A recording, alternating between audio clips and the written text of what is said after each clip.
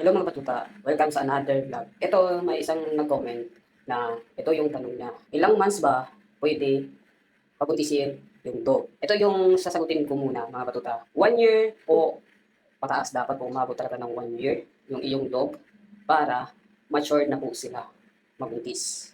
Pero based sa aking experience talaga sa ibang breeder, sa mga sinasabi nila ang iba kasi, ang iba lang ha, ang iba kasi 6 months nag-hit na ang kanilang dog ay hindi nila sadya na mabuntis kasi hindi nila na ikulong ang kanilang dog nung nag-main sila at saka meron silang kasing lalaki. Kaya sa akin, advisable ko sa inyo, pag meron kayong dog na lalaki or babae na magkatulad sila, sitso-sitso, dapat po pag mag-mens ang iyong dog, ikulong nyo muna or ang lalaki ang ikulong nyo para safe ang female na gumala na hindi mabuntis. Kasi very, ano pala talaga, batang-bata pa talaga.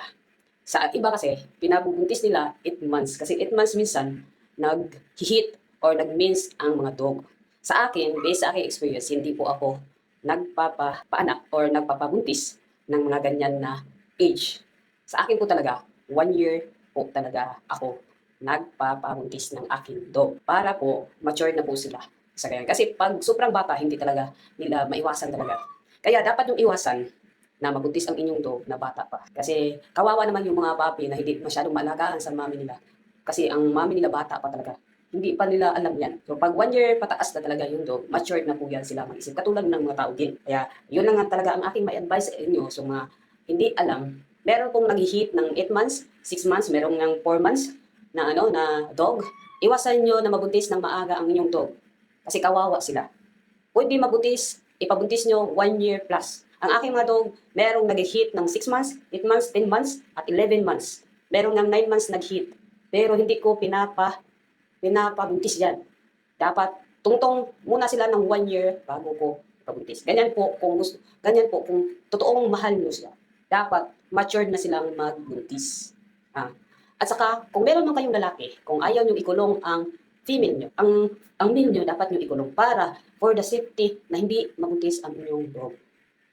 Ako talaga, kinukulong ko ang nag-mince kasi baka makatulugan ko, nakastahan ni Ash na mini dachshund tapos yung nakastahan niya is Shih Tzu, kawawang-kawawa naman. Nag-mix na sila, hindi pwede pag yung nag-mess yung female ko, ikulong ko muna. Kulong ko muna for the safe na hindi mistadan ng ibang breed na hindi katulad niya.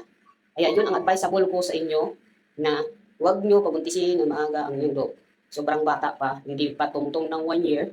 Ang iba mag-hit ng 1 year and 2 months. Meron pong ganyan talaga, mag-hit. May isa kasi ako dito na nag-hit ng 1 year and 2 months. So pwede na siya nabuntis. Kaya ngayon, nabuntis na siya. Kasi pina-start ko na. 1 year and 2 months siyang nag-hit. Kaya hanggang dito na lang, mga batuta. Yun lang ang aking share. Bye!